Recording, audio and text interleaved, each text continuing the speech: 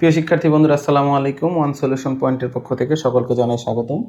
আজকে আমরা নবম দশম শ্রেণীর সাধারণ গণিতের ত্রিকোণমিতি অংশটা নিয়ে আলোচনা করব এবং এই ত্রিকোণমিতির 9.1 অনুশীলনীর মধ্যে কিছু টাইপ ভিত্তিক অঙ্ক আছে। তো সেখান থেকে আমরা টাইপ 1 করব এবং এই টাইপের প্রথম অঙ্কটা যদি আমরা ভালো মতো বুঝতে পারি তাহলে ওই নিয়মের বাকি অঙ্কগুলো কিন্তু একই পদ্ধতিতে আমরা সমাধান করতে পারবো। তো দেখো আমাদের প্রশ্নটা কী দেয়া আছে, প্রমাণ করো যে cos theta plus 1 minus sine theta by cos theta minus 1 plus sine theta equal 1 plus cos theta by sine theta. তো আমাদের এই অংশটা দেওয়া আছে, এটা প্রমাণ করতে হবে। এটা আমাদের লেফট সাইডটা লিখি। লেফট সাইডের মধ্যে কি দেওয়া আছে, cos থিটা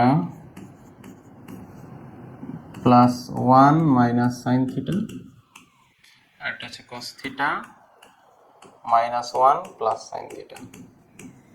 ঠিক আছে, এরকম দেওয়া আছে। এখন আমাদের ওই পাশটা প্রমাণ করব 1 plus cos theta by sine theta. তো প্রথমে বলে রাখি, আমাদের যে এই টাইপ 1টা আছে, এই টাইপ 1-এর মধ্যে আমাদের এই দুইটা সূত্র কাজে লাগবে। তো আমরা তো সূত্র 3টা তো জানি, যে sin square theta plus cos square theta equal 1, cosec square theta minus cot square theta equal 1, আর sec square theta minus tan square theta equal 1। অর্থাৎ sin আর cos ছাড়া বাকি দুই সূত্রের মাঝে মাইনাস আছে কিন্তু, হ্যাঁ, মানে sin cos এর সূত্রের মাঝে প্লাস আর বাকি দুইটা সূত্রের মাঝে মাইনাস। এটা তো মনে রাখা যায়। আমাদের এই ধরনের অঙ্ক করার জন্য এই দুইটা সূত্রে যে কোনো একটা লাগবে। ঠিক আছে, এর জন্য আমাদের কি করতে হবে, এই sin cos কে আমরা হয় cosec cot এর দিকে নিয়ে যাব কিংবা sec tan এর দিকে নিয়ে যাব। ঠিক আছে, এই অংশটাকে। তো সেই জন্য আমরা কি করব, দেখো একটা কাজ করলে হয়ে যায় এরকম, যে আমরা cosটাকে যদি আমরা sin দ্বারা ভাগ করে দিই, cos theta by sin theta, তাহলে আমাদের এখানে cos বাই sin কিন্তু cot হয়ে যায়। ঠিক আছে, তো যেহেতু আমরা এখানে প্রথমটাকে ভাগ করছি, তাহলে সবাইকেই sin দ্বারা ভাগ করতে হবে এবং নিচেও ভাগ করতে হবে। আমি এটা বুঝাই দিতেছি, 1 by sin theta minus sin by sin theta, sin theta by sin theta, এটা করলাম। আর নিচে লিখতে পারি cos theta by sin theta minus 1 by sin theta plus sin theta by sin theta. এই যে এটা লিখা যায়। এখন যদি আমি এখানে এ কে উপরের এটাকে কিছু দ্বারা ভাগ করি, নিচেরটাকেও ভাগ করতে হবে। যেমন এ কে যদি আমি সি দ্বারা ভাগ করি, তাহলে নিচের বিটাকেও সি দ্বারা ভাগ করতে হবে। কেন? কারণ যাতে আগের অবস্থাটা আমরা ফিরে আসতে পারি। হ্যাঁ, আগের অবস্থা মানে হলো, দেখো এ বাই সি ইন্টু, এটা উল্টায় যাবে না, গুণ চিহ্ন দিলে নিচেরটা উপরে হয়ে যাবে সি, নিচে হবে বি। দেখো কাটাকাটি করে দেখো এ বাই বি থাকতেছে, এ বাই বিটাই কিন্তু এখানে পাইতেছি, ঠিক না? তো এইখানেও দেখো উপরের অংশটাকে যেহেতু সাইন দ্বারা ভাগ করছি, তো নিচের এই যে নিচের ভগ্নাংশ, নিচের অংশটাকেও সাইন দ্বারা ভাগ করতে হয়েছে। ঠিক আছে, তো এখন দেখো আমরা যেহেতু কসকে সাইন দ্বারা ভাগ করলে কিন্তু কট হয়ে যায়, তাহলে আমরা কি লিখতে পারি, কট থিটা প্লাস 1 বাই সাইনকে লেখা যায় কোসেক থিটা, হ্যাঁ, মাইনাস এই সাইন সাইন কাটা গেলে কিন্তু 1 হয়ে যায়। ঠিক আছে, এখানেও নিচে একই অবস্থা, cot theta minus cosec theta plus 1, এই যে এই সাইন সাইন কাটা যাবে। এখন দেখো আমাদের কিন্তু এই অঙ্কটা যে আছে না, এই যে এখানে যে অংশটা তৈরি হয়েছে না, এইটাই দেখো এখানের প্রথম অঙ্ক। খেয়াল করে দেখো, cot theta plus cosec theta minus 1, cot theta minus cosec theta plus 1, আর 1 plus cos theta by sine theta. দেখো উপরেরটার সাথে এটার মিল আছে।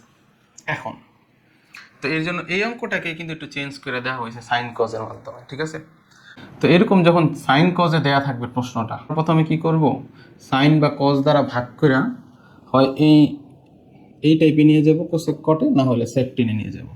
তো আমরা মাঝেরটা নিতেছি, তো আমরা বললামই। এখন আমাদের কাজ হচ্ছে কি, এখন কাজ হচ্ছে সূত্র বসানো।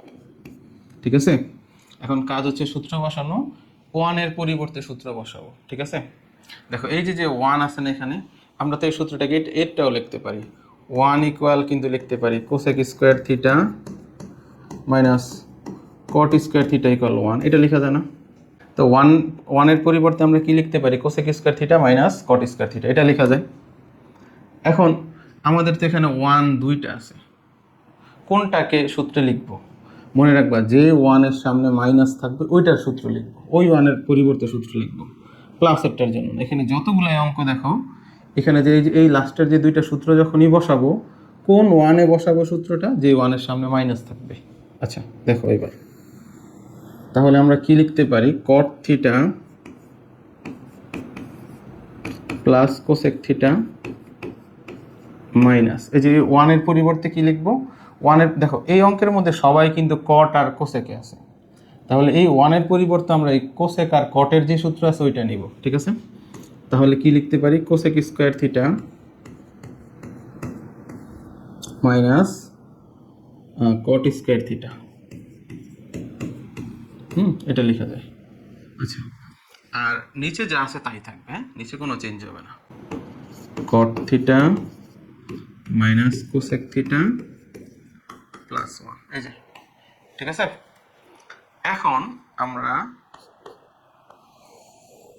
এখন আবার এটাকে একটু চেঞ্জ করে ভাঙিয়ে লিখতে হবে। দেখো কট থিটা প্লাস কোসেক থিটা লিখলাম মাইনাস, এখন এইখানে একটা সূত্র দেওয়া নেওয়া যায় না, এ স্কোয়ার মাইনাস বি স্কোয়ার সূত্র, হ্যাঁ, এ প্লাস বি ইন্টু এ মাইনাস বি, ঠিক না। তাহলে এখানে লেখা যায় cosec theta plus cot theta, আরেকটা লেখা যায় কোসেক থিটা মাইনাস কট থিটা,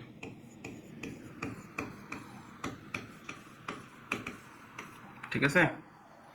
আচ্ছা, এখানে সেকেন্ড ব্র্যাকেট দিয়ে দিতে হবে, বুঝতে পারছো, এ স্কোয়ার মাইনাস বি স্কোয়ার এই সূত্রটা লিখলাম, আর নিচে যা আছে তাই থাক, কট theta minus cosec theta plus 1 এটা লিখলাম।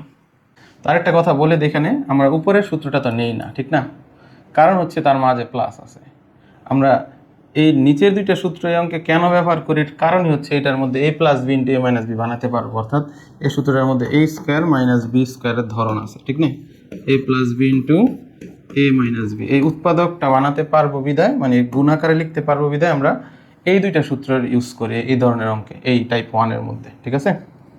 এখন আমরা কিন্তু কমন নিব, ঠিক আছে, দুই পাশ থেকে কমন নিব, এই মাইনাসের এই পাশ এবং এই পাশ থেকে কমন নিব। দেখো তো কট থিটা প্লাস কোসেক থিটা আছে না, আবার এখানে cosec theta plus cot theta, মানে আগে আর পরে, হ্যাঁ, কট আগে কোসেক পরে, এখানে কোসেক আগে আর কট পরে, কিন্তু ব্যাপারটা তো একই, মানে এরকম না, 2 + 3 5 হলো, আবার 3 + 2 এটাও তো 5 হয়, তো আগে পরের জন্য কিন্তু ফলাফলে চেঞ্জ আসে না, ঠিক আছে। তাহলে এই দুইটাও সেম, তাহলে এখান থেকে কিন্তু আমরা কমন নিতে পারি, কট থিটা প্লাস কোসেক থিটাকে কমন নিই, ঠিক আছে।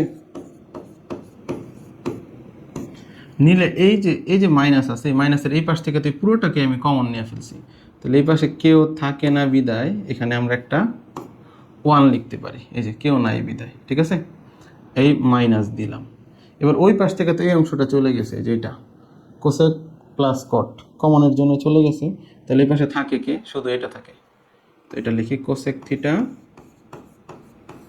মাইনাস কট থিটা, এই যে, ঠিক আছে। আর নিচে যা আছে এটা ঠিক এটাই থাক, কট theta minus cosec theta plus 1, এই তো, ঠিক আছে। তো আচ্ছা, আমরা এই পাশটা একটু মুছে দিই, এগুলা লাগবে না আমাদের এখানে। তো এখন দেখো এখানে কি লিখতে পারি, এই যে এখানে যা আছে তাই থাক, কট থিটা প্লাস কোসেক থিটা এটা থাক, আর এখানে দেখো এই যে এই অংশটা যে আছে এটার মধ্যে 1 মাইনাস, এই যে মাইনাস থাকার কারণে এই ব্রেকেটটা উঠে গেলে চিহ্নগুলো চেঞ্জ হয়ে যাবে, তাহলে 1 minus cosec theta plus cot theta, ঠিক আছে, এটা লিখলাম। আর নিচে দেখো, নিচে এটাকে চেঞ্জ করে লেখা যায় না, দেখো কিভাবে লেখা যায়, এই যে আগে 1টাকে আইনা ফেলি, এখানে উপরেরটার মতো লেখা যায় 1 minus cosec theta plus cot theta. দেখো আগে আর পরে তো কোনো সমস্যা না, হ্যাঁ, 1টাকে আগে নিয়ে আসছি আর কটটাকে পরে নিয়ে আসছি, কটের আগে প্লাস, এর জন্য এখানে প্লাস কট থিটা লিখে দিলাম। তো দেখো উপরের অংশ এটার সাথে এটা কিন্তু কাটাকাটি চলে যায়, তাহলে এখানে থাকে কি, এখানে থাকে হলো এরকম কট থিটা প্লাস কোসেক থিটা, এটা থাকে, ঠিক আছে। এখন এটাকে কিন্তু আমরা ভেঙে লিখতে পারি, কারণ আমাদের ওই প্রশ্নের কিন্তু সাইন কজনে আছে। তাহলে আমরা এটাকে কটকে কিন্তু আমরা লিখতে পারি cos theta by sine theta, এটা লেখা যায়। আর কোসেককেও লেখা যায় 1 বাই সাইন থিটা, এই যে এটা লেখা যায়। এখন এটাকে লসাগু করে দিলে আমাদের প্রমাণটা হয়ে যাবে কিন্তু। তো লসাগু করলে সাইন থিটা আর উপরে যা আছে তাই থাকবে কস থিটা প্লাস 1। তো আগে আর পরে হয়ে গেছে, ঠিক না? মানে এখানে 1টাকে আগে দিছে প্রমাণে, কসটাকে পরে, আমরা সেইভাবে লিখে দিই। তাহলে 1 প্লাস কস থিটা বাই এই যে সাইন থিটা, এটাই তো রাইট সাইড, ঠিক না? তো আমরা সুতরাং দিয়ে লিখে দিতে পারি কি লেফট সাইড সমান সমান রাইট সাইড, তাই তো? এটাই তো, যেহেতু প্রমাণ করতে বলছে না, তো প্রুফ লিখে দিন, ঠিক আছে? তো এই নিয়মে কিন্তু বাকি অঙ্কগুলোও তোমরা একই পদ্ধতির সাহায্যে সমাধান করতে পারবে। তো এতক্ষণ আমাদের পাশে থাকার জন্য ধন্যবাদ। আমাদের পরবর্তী ভিডিও দেখার আমন্ত্রণ রইল। আল্লাহ হাফেজ।